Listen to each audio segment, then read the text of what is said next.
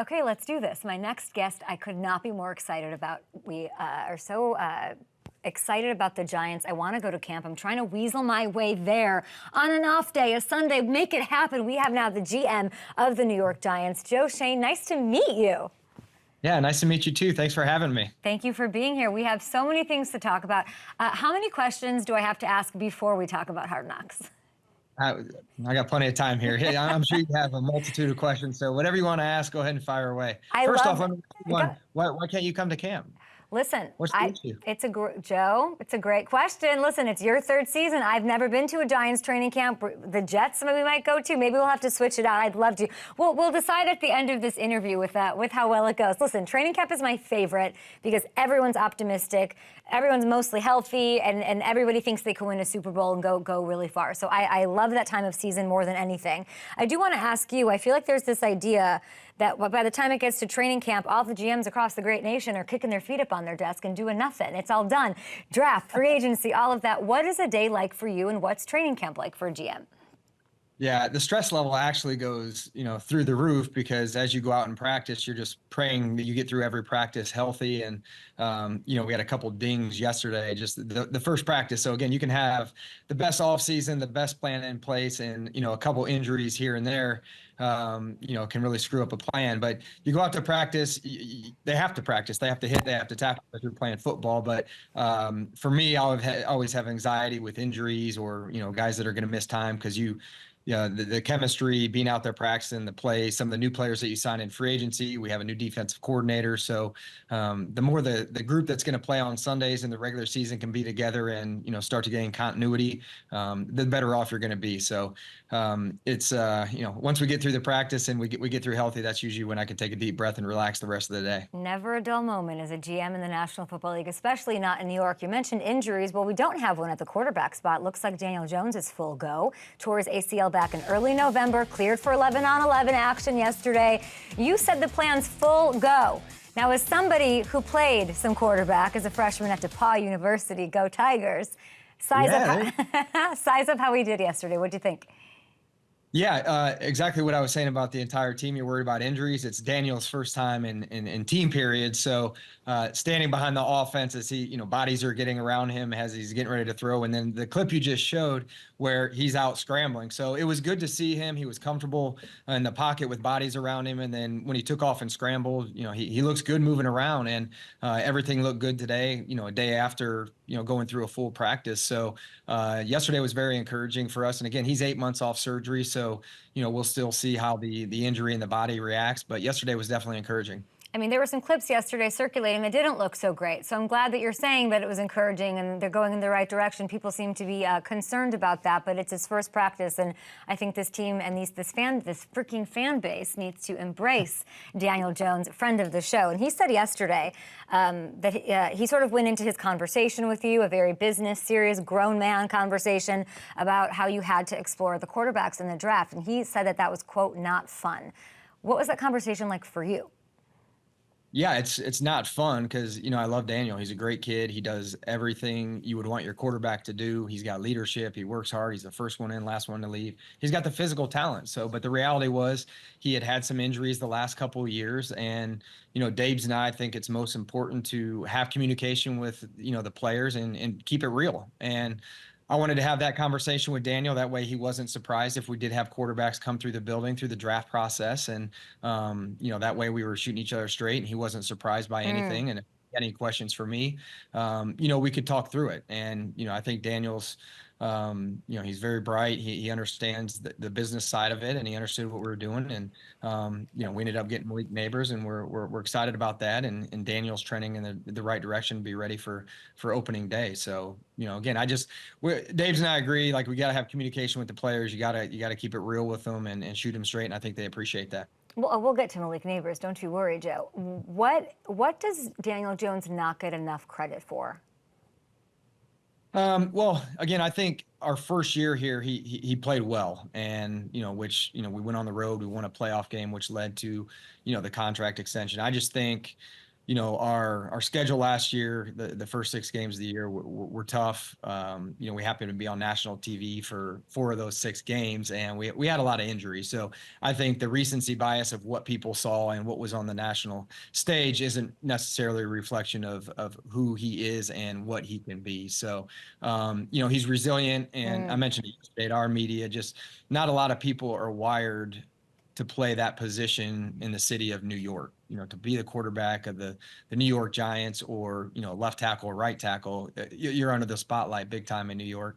So, the way he can tune out the noise, he's been under a tremendous amount of scrutiny since he was drafted. And for him to continue to work and tune the noise out, and again, to come to work every day and put his best foot forward, I give the kid a ton of credit for that. I was thinking about this interview on my drive in this morning, and I was like, why do we forget so quickly that this team went to the playoffs, beat the Vikings, and that Daniel Jones was brilliant in that game so quickly? That was not that long ago. Yeah, you're right. And he did play well. And again, this is his first time being in an offense for 3 years. So he's been with Daves and Kafka. Now this is his 3rd year. And, I think, again, that the continuity of the offense, and if you saw some of the Hard Knocks, just some of the verbiage. I have a son that plays quarterback. I'm like, go ahead and try to call that play. I can't. I sit in those meetings too, and I'm like, Daves, I couldn't learn this stuff. This is like a foreign language. And you got to know what everybody's doing. Oh, by the way, you got to read the defense. Oh, and then you have to go execute the play. So there's a lot on that position. And again, Daniel played well in 2022. And then, unfortunately, you lose a left tackle. Saquan misses some games. You lose your center. We just had some injuries, and anything that could have went wrong seemed to go wrong last year. And we've got confidence in Daniel and some of the offseason moves that we made to help the offense in general. You mentioned your son, who's a quarterback at Don Bosco Prep, I do believe. Shout out to them. He knows the quarterback spot. Draft process, there's a lot of different opinions here. How worried are you about that first interaction when young Carson sees Daniel Jones after wanting you to draft Jaden Daniels? Yeah, he's got a relationship with Daniel. Daniel's been great to my son. So again, that's it. That's through the eyes of a 14-year-old, and then my daughter's, picking players based on if they're cute, if they're cute or not cute, or whatever else. So again, it's always humbling when you go home and you get the opinions from your kids, and what you should do, and they're Monday morning quarterbacks as well. So, but yeah, no, Carson plays quarterback, and he's got opinions on the draft, and through playing Madden or college football or fantasy football, whatever, he definitely stays up on the NFL and what's going on. Nice division rival for you. Why not? So I on Twitter said, what should I ask Joe Schoen? And every other question was about the offensive line. You said Patrick Mahomes couldn't win with the Giants' offensive line from last year. You've rebuilt it. This has been you pouring into this. Sell that offensive line to your fan base, to me. What are you making of it to start training camp? Yeah, again, Andrew Thomas is a guy that we extended a couple years ago, who I feel is one of the better offensive tackles in the league. We signed Jermaine Illuminor, who was with the Raiders last year and played at a high level for them. He played right tackle. We played him at left guard in the spring, and then with Evan Neal being on PUP, we moved him out to right tackle yesterday. And part of those stressors that I mentioned earlier, he went down with a slight injury, but he'll be all right. But you're out there holding your breath. You have this whole offseason plan in place, and day one there's potential injury to it. So John Michael Schmitz is going into year 2. Again, part of our some of the ups and downs of last year as a rookie center and 3 different quarterbacks and the revolving door of the offensive line due to injuries. It was tough for him, when you're trying to make calls and playing next to other guys. And then we signed John Runyon from the Packers, who had a really good season last year. And then, again, once Evan Neal gets back healthy, I like the way, the group looks up front, the starting 5, and then, the depth that we have as well. All right, enough O-line. Let's talk Hard Knocks here, Joe. Joe and Kate, right. Let's be honest. Have you watched every episode? I have not. I mean, I have before, but not live, or 3 or 4 days before, but not live. I have not watched. So you're seeing it before it hits the world. Yeah, like 3 days before. Here's the final cut of episode whatever it is. So I know what's on the horizon, and luckily the first episode came out. I was actually on a vacation with Dan Morgan. Our family is obviously it's noted in there. We're close, so we were together on a vacation. The second one I was in town. The third one I was out of the country, and then obviously this the other day I was in town, but I just, you open yourself up to scrutiny, and everybody's got an opinion, and everybody's going to see what they want to see. So I haven't really read a lot of the reviews. I haven't paid a lot of attention to it. I'm just counting down until it's over in the final episode next Tuesday evening. What did you redline? What did you say? NFL Films, absolutely not. This can't be in here. There wasn't a lot. Really, we had editorial input, not editorial control. So what we would say absolutely not is if it was our draft board. Some of the screens you'll see are blurred. It may have been our actual, here's our 1 through 150 players on a vertical stack, or our draft board, or medical information that we have on player cards or whatever it may be. It was that was really the only things that we had to protect ourselves with. Or if there was a conversation with a player that may, let's just say, for example, you're talking to a quarterback and you say, hey, who are you throwing to here? I'm throwing into this player here. Is that your favorite receiver? Yeah, that's my favorite player. But there's 3 other receivers from that team in the draft or something. You're trying to protect other people as well, if that makes sense. Elliott Wolf, Dan Morgan, Saquon, his agent, I made sure, hey, you need to shout out to Ed Berry. It's a good day to be Ed Berry. I love that line. I told Ed we got to get shirts. Yeah, we got to get shirts with that. But even I had no idea. I'm on the phone with Elliott Wolf, and I called Elliott. I'm like, I'm in my office on the phone with you. I can hear what you were saying, and because we didn't know, the cameras are in my office, but I didn't know what this has never been done. No. I didn't know what the final product was going to be. I didn't know where they were going with it. I don't know what the storyline was going to be. So once I saw that, I'm like, he's like, you were I wasn't mic'd. I said there were mics in my office, but the fact that they could hear you on my phone. It is such a no-no to be mic'd, and that's so terrible. And then obviously, and Saquon saying that, he goes, I didn't know that conversation with Shane about testing the market was on the phone. Did you have to call Saquon and say, or a message to him that you did not know that? Right. And again, there was 2 cameras in my office, and they were manning the cameras from downstairs in one of the position rooms. So when I come in the office, I still do it I'm they're still there. They're not there anymore. But every morning I look up in the corner. But I look and I'm like, okay, is the camera moving? Are they focusing on anybody? And there was one behind me. So when you're checking your email or maybe your bank account or something, I'm always like, is this guy? What's going on back there? But no. So again, it's the first time it's ever been done. So I really didn't know where they were going to go with it. And then sometimes, I would talk to people on speakerphone, and I'd be like, shoot, I forgot.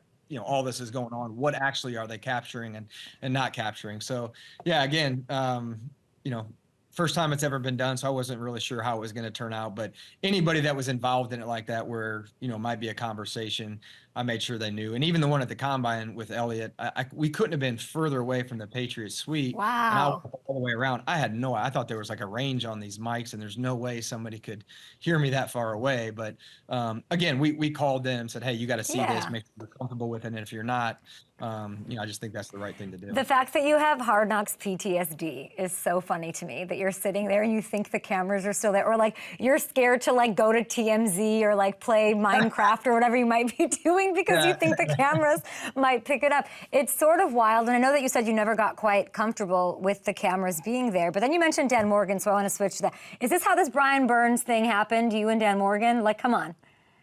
Yeah, well, you saw the first conversation at the Senior Bowl, and again, him, Brandon Bean, and I, we all worked together. We're super tight.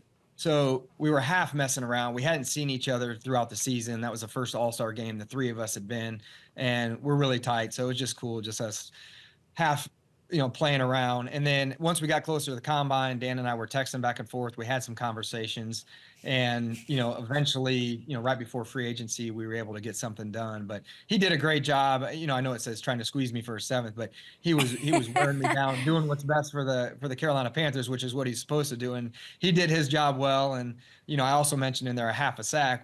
People don't understand, we were doing a deal with Dan on the draft compensation while also trying to get a deal done with the agent on the financial parameters. So a lot going on in that window. And, they didn't necessarily catch that because, the deal got done like at 3 a.m. on Monday morning. So yeah, and I will say him and Tibbs might push for best pass rush duo in the National Football League right now. Can I get like yeah, there we go. All I needed was the nod of approval. I think they could. That'll be great to see.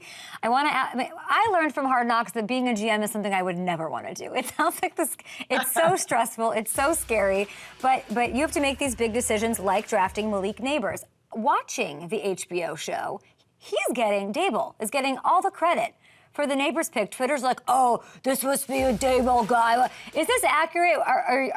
Is Malik a Joe Schoen guy also? Yeah, absolutely, absolutely. And again, it's important if having an offensive head coach and somebody who might be involved in the game planning and the offense, that he's on board with the receiver. So when there's buy-in from the coaches, typically the players have the best chance to succeed. And yeah, we love Malik, from route running to toughness to run after catch to the production he had the last 2 years in the SEC. Couldn't be happier to have him on our team. Amazing. I have two more quick ones for you. I wanted to ask about Saquon. I know we joked about, obviously that phone call being on. It's all said and done, and you can't go back. But when you're watching it play back and you're watching that episode 4 days before it airs, and you think about it, would you have done anything differently?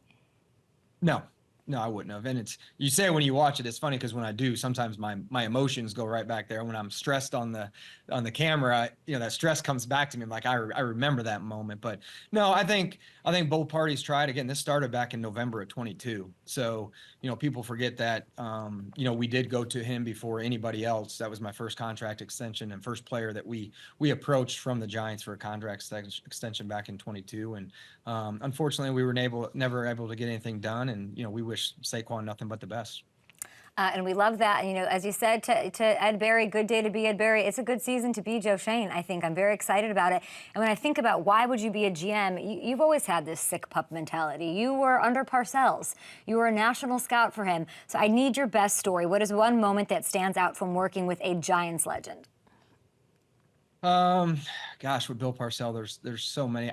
I would just say it's not a best story, but just from a mentorship, like this is Bill Parcells, who you hold in so high regard. And I'm this kid from Elkhart, Indiana, who played Division III football, and I'm sitting in a room with Bill Parcells, and he's like, what Tom Landry used to tell me? And I'm like, oh my gosh, like Tom Landry told Bill Parcells, who's about to tell me, this kid from Elkhart, Indiana, like, shouldn't even be sitting here.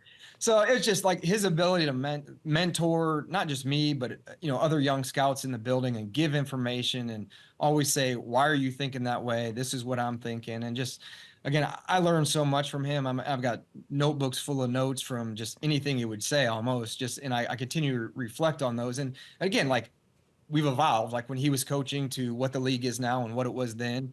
You have to, take some of his thoughts and the way he was thinking, and then you also have to have your own. But there are some of his, fundamental principles that, I still believe in, and, others where I'm like, that may be a little bit outdated, or maybe I don't necessarily agree with that now that I'm doing. But I still talk to him this day. He's going to come out to training camp at some point, like hopefully you will. And, so it's always great to catch up with him. We had the 100th season. We just had an event in the city in June, and he was there. And, it's just awesome. Like the fact that I can use him as a resource and was able to work with him, I'm very fortunate for that time. Well, now I can't miss the camp if Parcells is coming to the table. I love that because, and I'll see Dable, what's left of him. Yeah, exactly. I want to ask about Dable. Is he in the gym working out with you? Is he showing up at 4 a.m. at the facility? What's happening? All right, so if you Google him, you'll see the evolution of Dable, depending what year it is. Back in Cleveland, he was down in the 160s. There's all these pictures of him when he's skinny, when he's a little bit overweight. You have his full scouting report. So GM of you, go on. Again, and I've worked with him, so we've done this before, and he's rode the roller coaster before, and we typically do like a weight loss challenge in the office in the spring, and he's been part of that. So hopefully he can keep it up. But what he is fell in love with over the last probably 3 or 4 weeks is Pilates. So he's doing Pilates. The first week and a half, he was dying, like he could barely move. But now I think after sticking with it for a couple of weeks, he's addicted.